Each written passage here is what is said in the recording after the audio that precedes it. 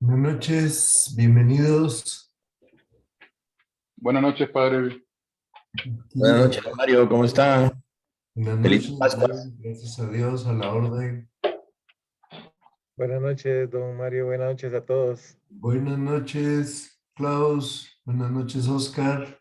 Hola, hola, ¿qué tal Pablo, están? Pablo. Muy bien. Voy a poner las diapositivas.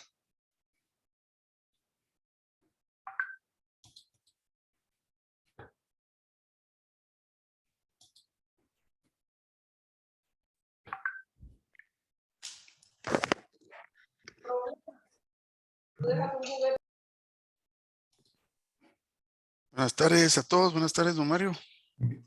Buenas tardes. Buenas noches, Danilo. Hola, buenas tardes.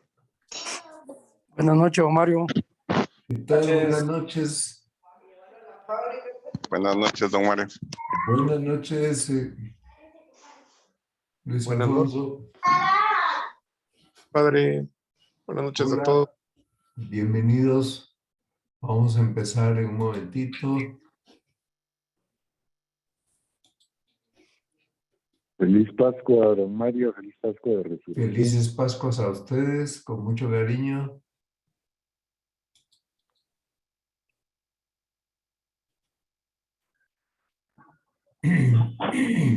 Buenas noches, don Mario. Adelante, bienvenidos. Vamos a rezar el Ave María. Dios te salve María, llena eres de gracia, el Señor es contigo. Bendita tú eres entre todas las mujeres y bendito es el fruto de tu vientre, Jesús. Santa María, Madre de Dios, ruega por nosotros los pecadores, ahora en la hora de nuestra muerte. Amén. Gloria al Padre, y al Hijo, y al Espíritu Santo. Como era un Principio, ahora y siempre, por los siglos de los siglos. Amén. San Gabriel, Ruega por Ruega nosotros. por nosotros. Ruega por Pablo, nosotros, ruega por nosotros. ruega por Ruega por nosotros. Bien, nosotros. pues el sexto mandamiento de la ley de Dios es el que vamos a abordar.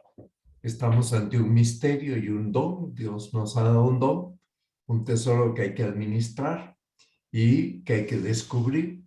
Y tenemos también que lograr que ese tesoro pues tenga su lugar sin que nosotros perdamos de vista cuál es la realidad querida por Dios.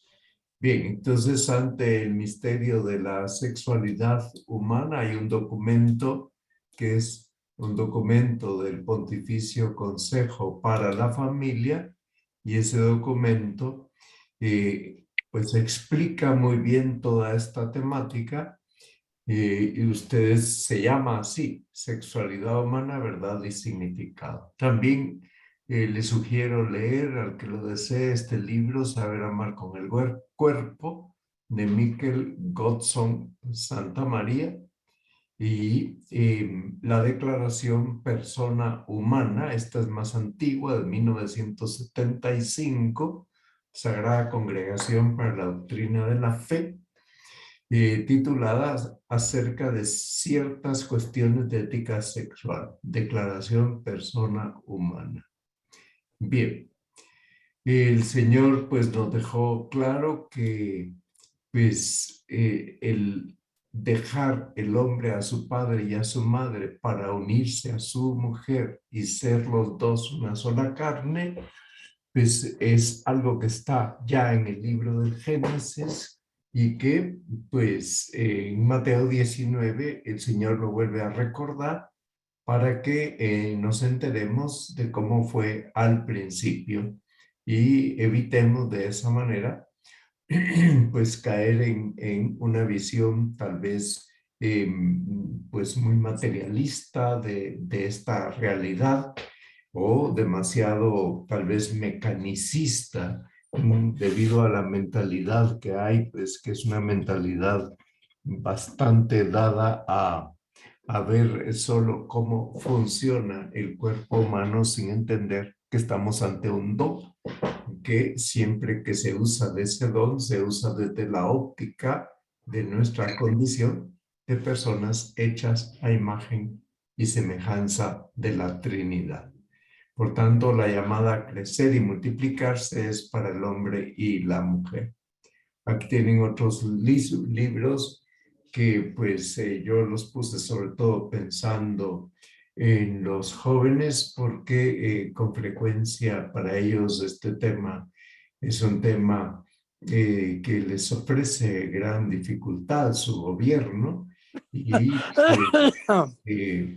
conviene que tengan la cabeza bien clara y que puedan formarse bien, ¿verdad? En este tema. Entonces, pues el libro de Adolfo Torresilla, La suerte de conocerte, el libro de Thomas Morrow, Noviazgo cristiano en un mundo súper sexualizado, Amar pero ahora en serio, de Pierre Hervé Grosjean, son libros de edición real, y El retorno al pudor, la fuerza de la mujer, un libro escrito por una mujer que es muy interesante su enfoque, porque justamente pues, el tema del pudor se ve que afecta más a la mujer, también obviamente al hombre, pero ellas como que se ven muchísimo más afectadas por esta temática. Bien, por la tendencia que tienen a que pues quieren ser vistas, ¿verdad?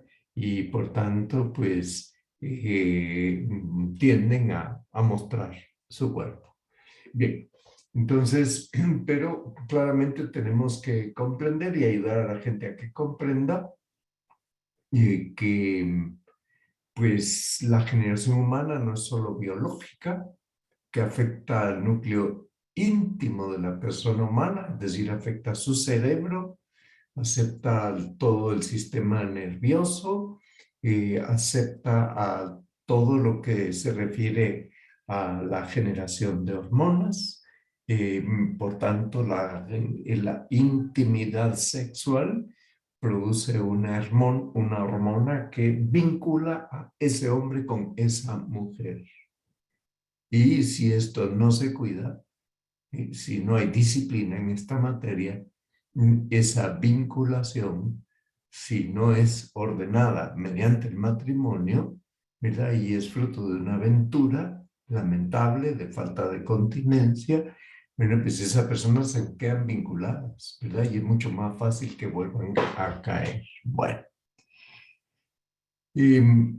Entonces, el libro del poder oculto de la amabilidad, publicado por Patmos, plantea la virtud de la amabilidad que afecta pues, al ser humano en todas sus dimensiones, también en esta.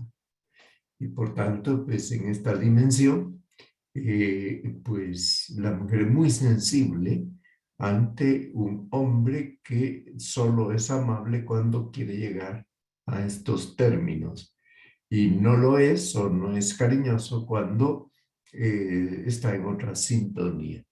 Ellas se quejan de eso, ¿verdad? Y les parece una injusticia, y cuando pues ellos proceden así, ellas sienten, aunque sea su esposa, que están siendo usadas. Bien, entonces está involucrado el cuerpo y el alma, y por tanto el acto generativo no requiere solo mecanismos de funcionamiento físico-químicos y hormonales, sino que requiere también pues alma, ¿verdad?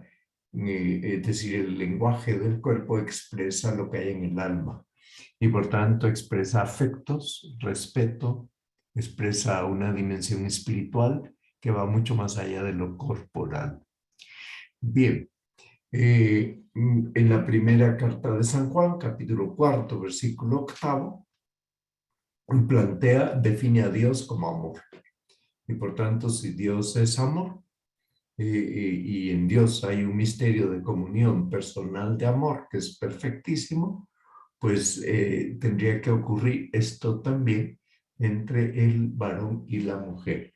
Llegar a un misterio de común unión, una unión común en la que hay consenso y respeto del plan de Dios sobre el cuerpo. Bueno.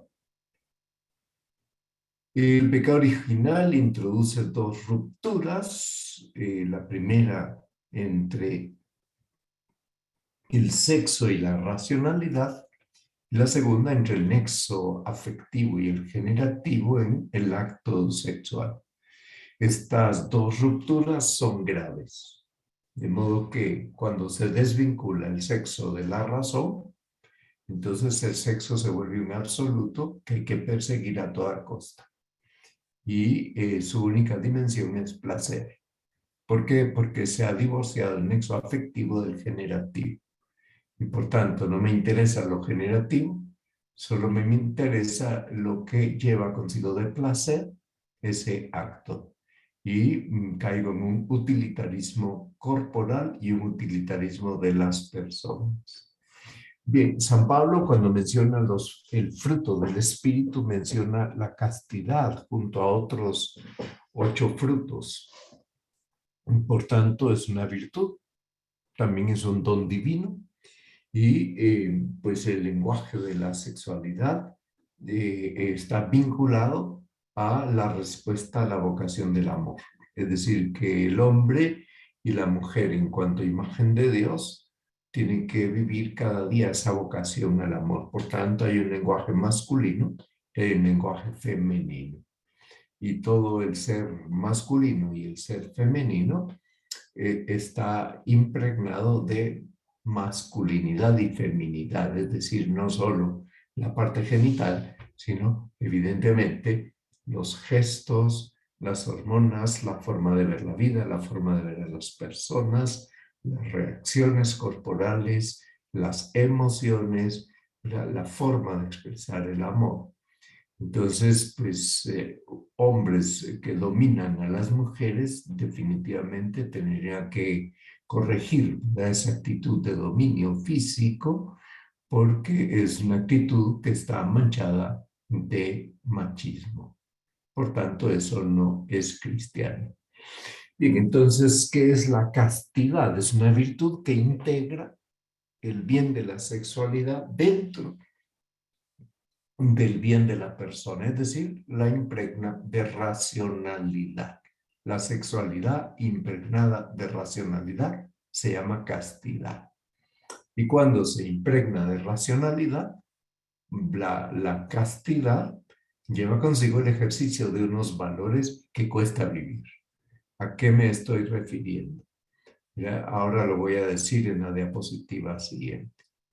El problema es cuando el ser humano se deja arrastrar por el desorden, pierde de vista los valores, ya no elige el bien de la sexualidad porque pierde el norte, pierde la racionalidad y lo único que elige es el placer egoísta, corporal, que aquello le brinda. Bien, San Mateo en el capítulo 5 recoge unas palabras de Jesús en las que se condena el adulterio mental. Existe, por tanto, un adulterio de orden mental, mirar deseando, que puede ser masculino o puede ser femenino, y que, pues, parece querer ignorar la profunda relación que existe entre la capacidad de amar, que es común a todo ser humano, ser libres y casados, y la sexualidad y la procreación. Y por tanto, pues, la capacidad de amar queda reducida al aspecto sexual, genital. Y entonces ese reduccionismo hace perder de vista que el amor es mucho más que la parte sexual. Bueno, entonces como la sexualidad nunca es ajena a la persona y la persona es racional, o hay un ejercicio cotidiano de racionalidad en lo que atañe a la sexualidad, o si no, hay una pérdida progresiva del dominio del cuerpo en ese campo y del impulso y del instinto, que es un impulso muy fuerte, particularmente en el varón. Bueno, entonces, en conjunto haría falta una gran madurez afectiva, espiritual y humana para que esta integración sea posible. Ahora sí, me refiero a esas virtudes, a esos valores para el dominio de sí y la madurez. San Pablo los menciona en la Primera de Corintios, capítulo 6, versículos 9 y 10. Y ahí habla del pudor, de la templanza, del respeto y de la apertura a los demás. Por tanto, esas virtudes, que son el pudor y la modestia, son hermanas pequeñas de la castidad, de la santa pureza, son indispensables en el varón y en la mujer. O sea, el hecho de ser hombre no faculta a la persona para el exhibicionismo corporal y viceversa, ¿verdad? Tampoco el hecho de ser mujer autoriza a la mujer para el exhibicionismo corporal. Entiéndase, trajes de baño, trajes de bodas, trajes de noche, ¿verdad? Transparencias en las ropas, escotes excesivos, dimensiones muy reducidas de las prendas de vestir, estrechez, todo eso pues tiende a el exhibicionismo corporal. Y significa también una falta de respeto por el propio cuerpo, una falta de respeto por la propia estima, la autoestima y por los demás. ¿Por qué? Porque cuando el hombre y la mujer visten así, todo está reducido a lo puramente sexual genital. Bien. Pero más allá de eso, existen dones y talentos que son una riqueza de la persona y que hay que descubrir. Bueno, San Pablo nos habla de virginidad y matrimonio en la primera de Corintios, capítulo 7, versículo 38. Bien, entonces resulta que en ambos casos hay vocación al amor y que en ambos casos hay llamada de Dios. Pero la tendencia que vemos entre muchos cristianos es mirar la vocación al amor vinculada solo al matrimonio y excluir, o sea, hay gente que excluye la posibilidad de que Dios puede llamarlos a ser célibes, es decir, a vivir la vocación del amor en el celibato, en la virginidad por el reino de los cielos. Hay familias que excluyen eso para sus hijos.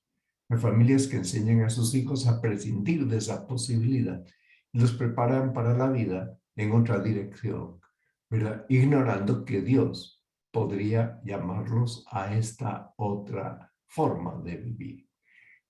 No está de moda la idea de llegar vírgenes al matrimonio y por tanto tenemos que hacer un gran trabajo entre los jóvenes, un trabajo de limpieza y purificación, porque pues lamentablemente muchos jóvenes llegan con excesivas experiencias de las cuales no tendría que haber ninguna en este campo, ¿verdad?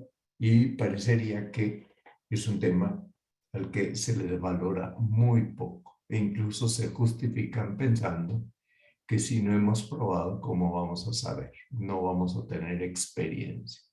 Bien, insisto en el texto de 1 Juan 4:8, Dios es amor, pero el amor de Dios es fecundo.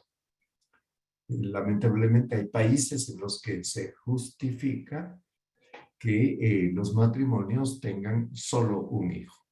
Y hay una tendencia a que con un hijo ya es más que suficiente. Y se justifica porque se olvida que los hijos son un don que hay que desear, no son un mal que hay que evitar. Y se olvida que el principal aporte al bien común que hace una familia son los hijos. Y que por tanto cada hijo trae un tesoro de dones que Dios le da, que enriquece a toda la familia.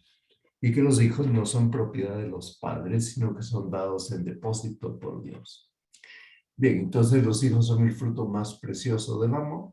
Hay una tendencia a retrasar la natalidad entre los recién casados. Hablan de 2 años, 3 años, 5 años. Y ante esa voluntad que a veces es manifiesta, a veces es oculta, y pues hay que saber explicarles que están cometiendo un gravísimo error, porque van a empezar su matrimonio en un clima de egoísmo. Y los hijos les ayudan a salir de sí mismos, a darse a los demás, a darse al otro, a darse a la tercera persona. Y les ayudan también a fortalecer su vinculación, una sola carne.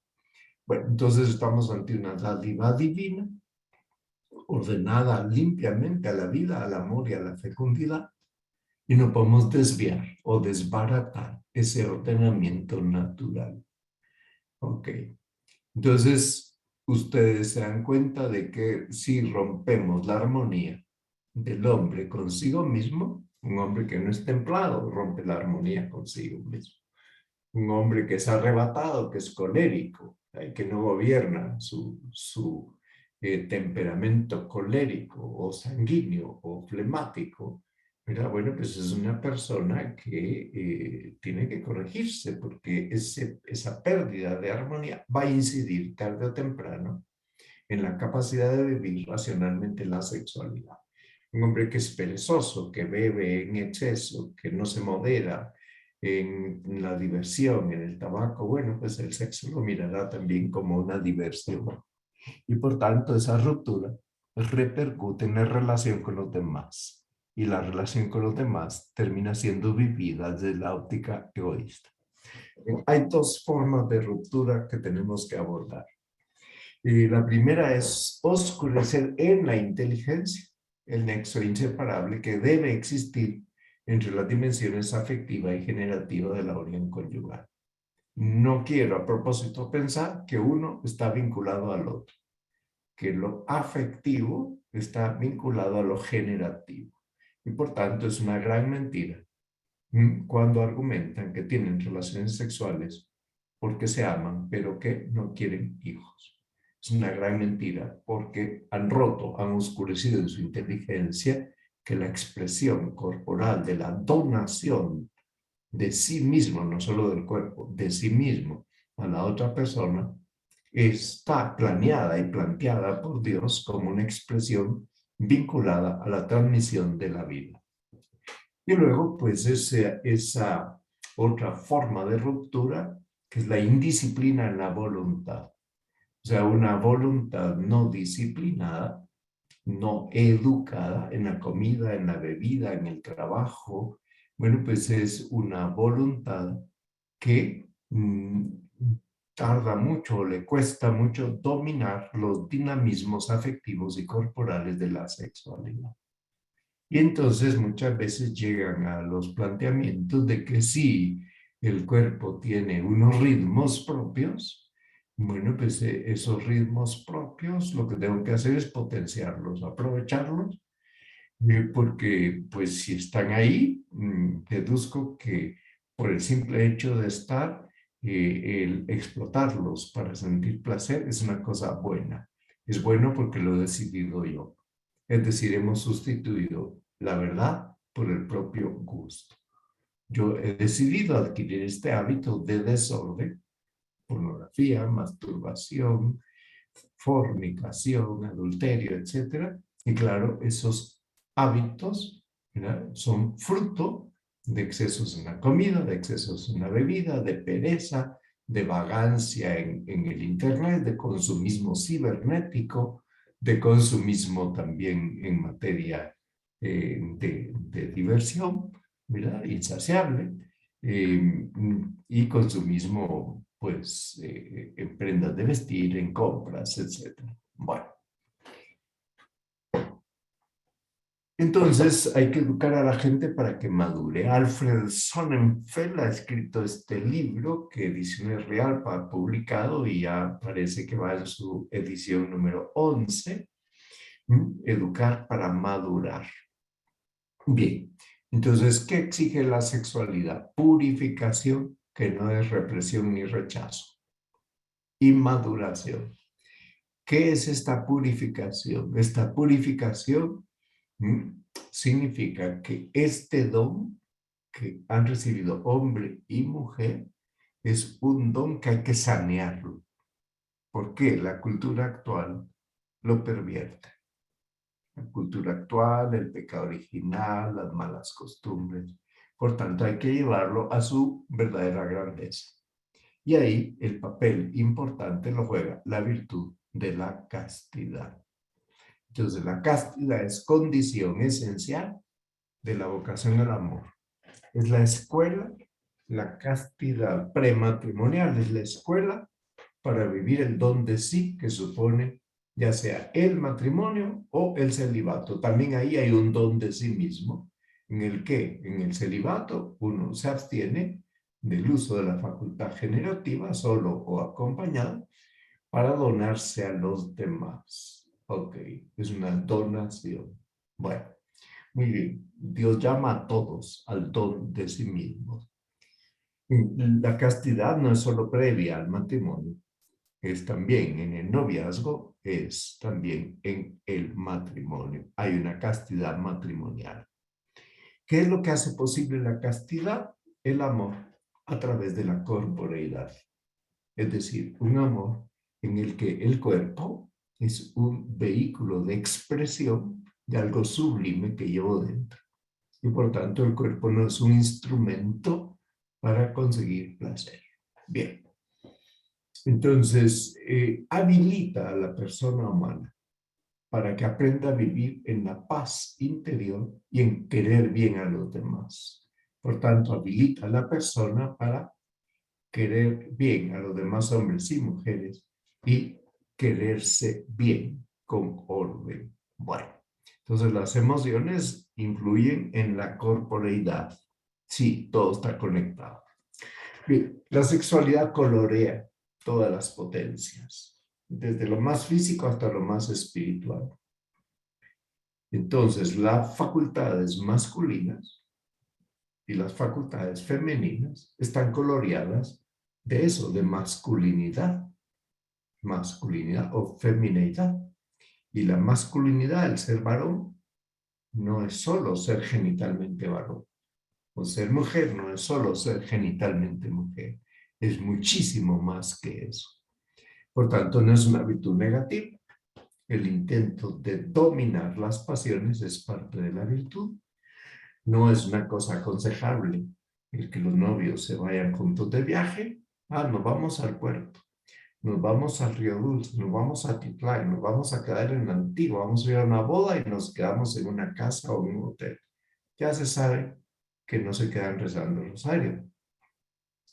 Y como no sean gente muy segura, que van con más compañías y que va a haber un ambiente moral seguro y que no va a haber excesos ni va a haber promiscuidad, pues hay que desaconsejarlo, ¿verdad? Lo cual no significa desconfianza de las personas, sino que significa comprender y conocer cómo está el ambiente. Bueno. Entonces resulta que las pasiones podría ser que se dirijan a bienes particulares, no ordenables racionalmente al bien de la persona. El bien de la persona es un todo. Por tanto, uno tiene que detectar los arrebatos de ira, los arrebatos de instinto sexual, los arrebatos de, pues, el deseo de placer, los arrebatos del deseo de poseer, del deseo de dominar, ¿verdad? Los arrebatos en el alcohol, ¿no? Pasiones, ¿verdad? Pasiones. Estoy triste, entonces como estoy triste me voy a pasar unos 3 whiskies, me voy a tomar 3 vasos bien cargados de whisky. Bueno, pues ¿qué va a ocurrir? Que eso te va a desinhibir la libido y el carácter. Y por tanto, va a ser de nosotros unas personas que en su desinhibición van a estar expuestos a más tempestades. Bien, por otra parte, en el estado actual de la naturaleza humana herida, es decir, ha sido sanada por la gracia de Dios, pero sigue teniendo heridas en el sentido de que las heridas dejan inclinaciones, no podemos vivir la castidad sin la ayuda de la gracia, dejarnos ayudar. Eso no significa que sea imposible una virtud humana de la castidad, no, no es imposible. Pero sí que se nos hace difícil controlar las pasiones en este campo. ¿Y eso qué quiere decir? Que nos damos cuenta de la magnitud de la herida que nos dejó el pecado. La voluntad se quedó con 3 heridas: malicia, triple concupiscencia, desorden de las pasiones, y debilidad. Y la inteligencia con una herida, dificultad para discernir el bien del mal en el ámbito intelectual. Bien, entonces la herida exige el auxilio divino. para conseguir esa reintegración de la sexualidad en la persona.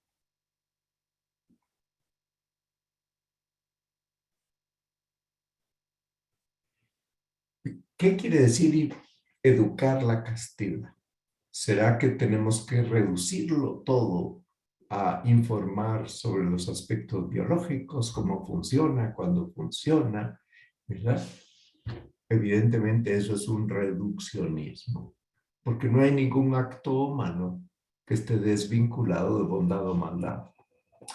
Entonces, claro que hay que ayudar a la gente a reflexionar sobre los valores personales y morales que entran en juego en todo lo que se relaciona con el nacimiento de la vida humana y con la maduración personal. Ok. El nacimiento de la vida humana trae consigo valores personales y morales que no podemos ignorar.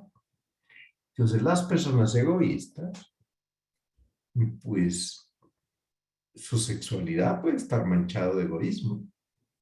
Entonces, si no fomentan ideales grandes de amor a Dios, de amor a los demás, de servicio a los demás, no hay virtud de la generosidad, del don de sí, del pudor que protege la intimidad. Bueno, pues fácilmente uno se encierra en sí mismo y cae en pecados que llevan consigo búsqueda del propio yo. Bueno, entonces la castidad, de acuerdo, es eminentemente personal, pero requiere un clima cultural. Ese clima, ese esfuerzo cultural facilita el desarrollo de la persona y facilita también el crecimiento de la sociedad. Es decir, desarrollo de la persona y crecimiento de la sociedad están condicionados mutuamente. Si hay un clima moral insano, es más difícil que las personas crezcan con una buena salud en esta materia. Entonces, si el clima moral se presta al chismorreo sobre este tema, a las conversaciones en doble sentido, a las bromas machistas, ¿verdad? A hablar sobre las mujeres en términos sexuales eróticos. Bueno, pues ese es un clima propicio para el desorden. ¿Verdad? Si el hombre siente que no es hombre, si no voltea a ver cuando pasa una mujer, ¿verdad? Y voltea a ver descaradamente y la observa como una cosa y luego hace comentarios. Bueno, pues ese clima, así, ahí crecen los niños y ahí crecen los adolescentes y ahí crecen los jóvenes. Bien, a eso se junta pues el clima del internet, ¿verdad? En el que hay muchas cosas buenas, pero también hay muchas cosas malas y que no podemos pensar que los hijos son ángeles. Es decir, que son, ¿verdad? Que no tienen ningún conflicto, ninguna tentación y que están casi que confirmados en el bien y en la gracia. ¿No es cierto? No es cierto. Tampoco podemos ser mal pensados, pero ingenuos nunca. Bueno, entonces como son las 7:30 y seguramente quieren preguntar cosas, y yo tengo 54 diapositivas preparadas, pues no sé si quieren que pare la explicación y preguntan, o si no hay ninguna pregunta, sigo.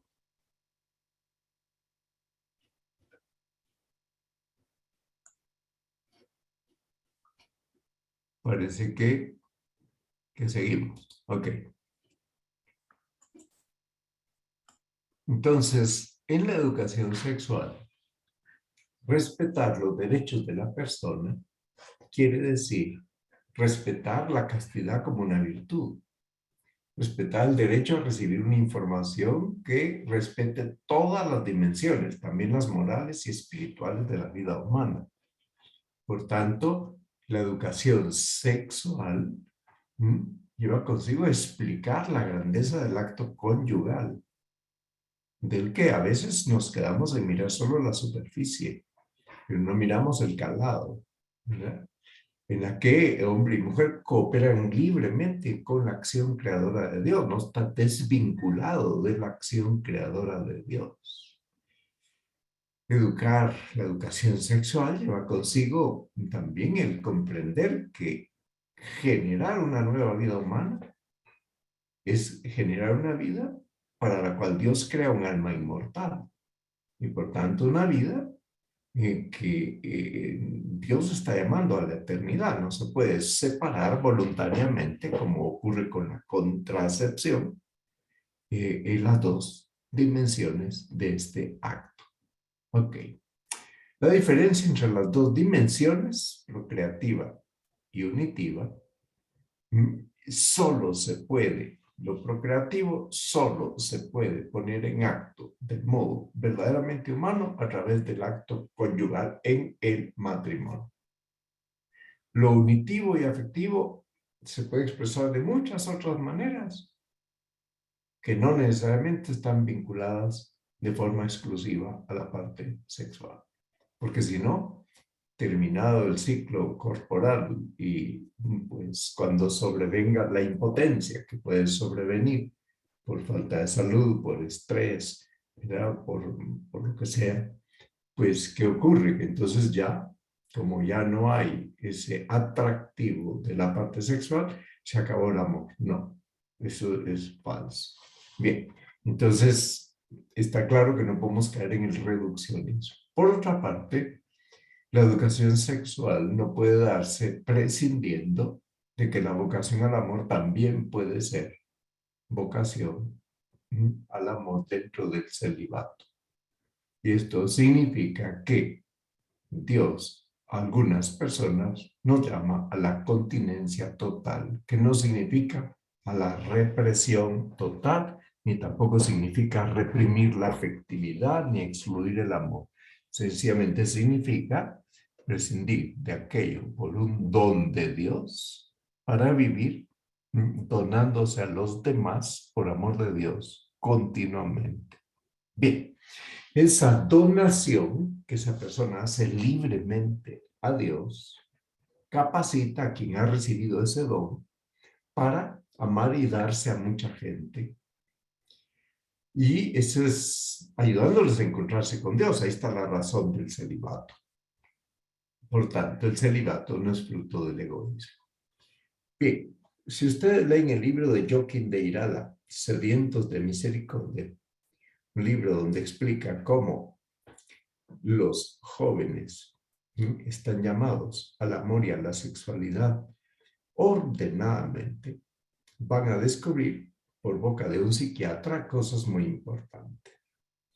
La editorial Real, en su sección de libros de espiritualidad, Patmos, tiene un libro que se llama Encontrar a Jesucristo. Tiene otro que se llama La amistad con Jesucristo.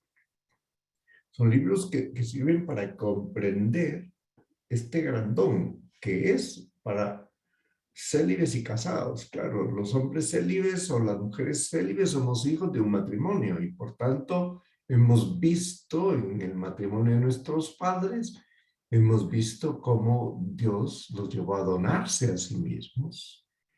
Cuando las familias son muy pequeñas, porque no han querido tener más hijos, es mucho más difícil que haya hijos célibes.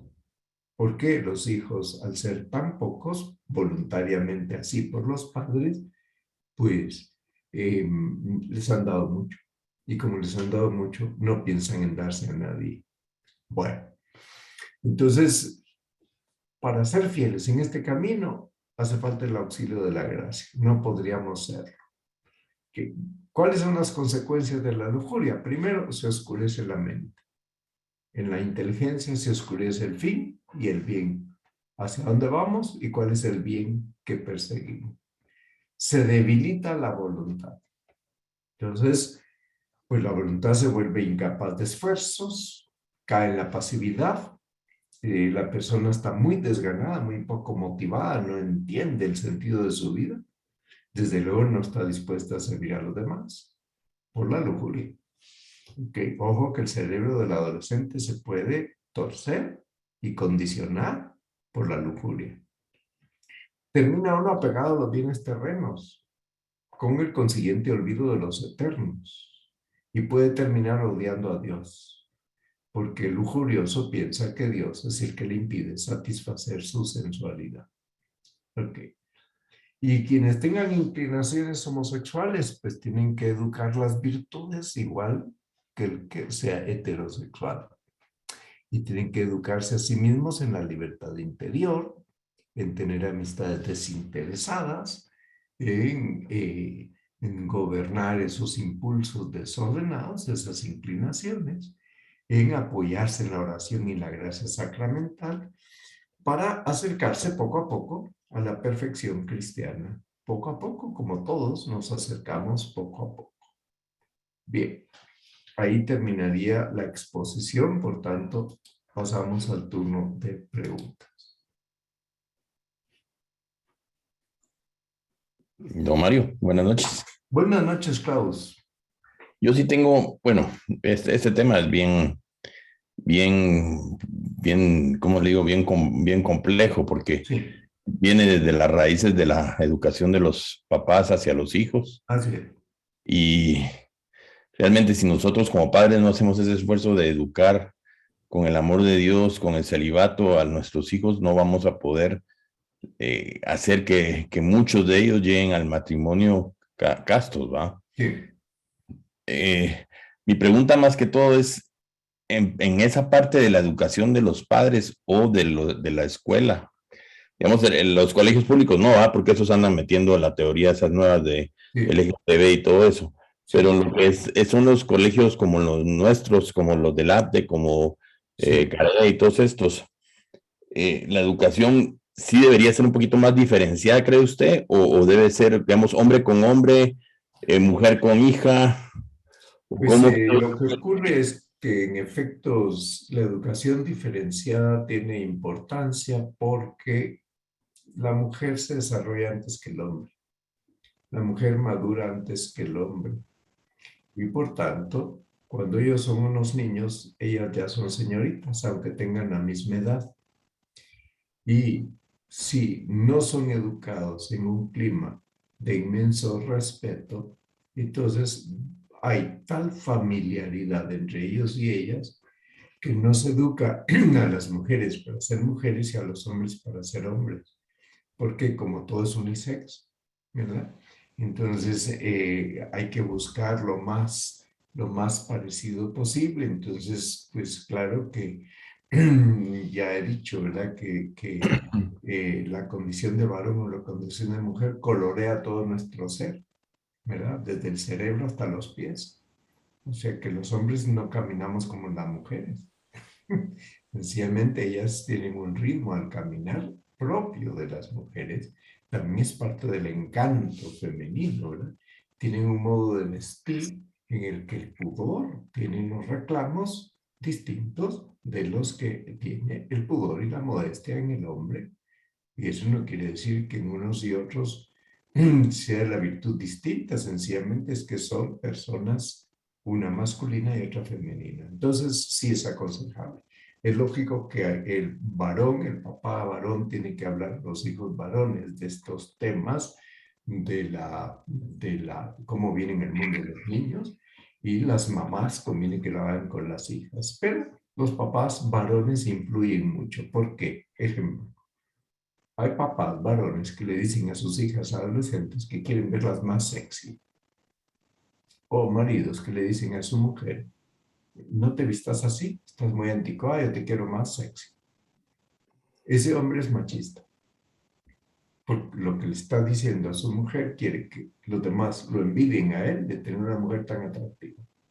Y él quiere que exhiba sus atractivos.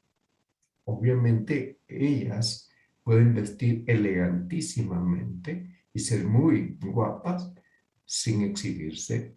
Claro, un hombre que sepa eso y distinga eso y respete eso, no impone a su esposa ninguna cosa del otro estilo. El papá varón que le compra bikinis a las hijas le hace un grave daño porque le está diciendo, mira, es que así tenés que mostrarte, pues, tenés que exhibir tu cuerpo, ¿verdad? Y en el caso de los varones, como usted dijo, la cultura machista, que hay muchos, yo pues tuve tíos que eran así, ¿verdad? Que ellos llevaban a sus hijos de una vez con las niñas, por decirlo así, Sí. en vez de cultivar ese respeto hacia la mujer, ¿verdad? Sí. Entonces, claro, pues el papá varón lo que no puede hacer con su hijo varón es iniciarlo en la vida sexual. ¿Verdad? Lo que tiene que hacer es explicarle el don, todo el don positivo que lleva aquello consigo, pero eso no significa una iniciación sexual, porque eso es un desorden. Hay papás que son así. Y Yo lo he visto. si él no fue capaz de llegar virgen al matrimonio, pues no tiene por qué saberlo el hijo, pero tiene que educar a su hijo para que pueda llegar virgen al matrimonio si el Señor lo llama al matrimonio, ¿verdad? Gracias, don Mario. Bueno, para servirte. Ok. ¿No hay más preguntas? Bueno, pues entonces terminaríamos nuestra clase con esto. Y si Dios quiere, la semana próxima abordaré la virtud de la justicia en el 7º mandamiento de la ley de Dios. Dios te salve María, llena eres de gracia, el Señor es contigo, bendita tú eres entre todas las mujeres y bendito es el fruto de tu vientre, Jesús. Santa María, Madre de Madre Dios, de Dios, ruega por nosotros pecadores, pecadores, ahora y en la hora ahora de y en la nuestra hora muerte. de Amén. Gloria al Padre y al muerte. Hijo Amén. y al Espíritu Santo. Como eran Era en un principio, ahora y siempre, por los siglos de los siglos. de los siglos. Amén. Amén. San Gabriel, ruega por San Pablo, ruega por nosotros. Ruega por nosotros. Santa María, esperanza nuestra, asiento de la sabiduría. ruega Ruega por por nosotros. Sí, muy bien. Nos vemos. Que Dios les bendiga. Feliz noche, Noches. Mario. Adiós a todos. Muchas Buenas gracias. noches, muchas Feliz gracias. noche. Mario.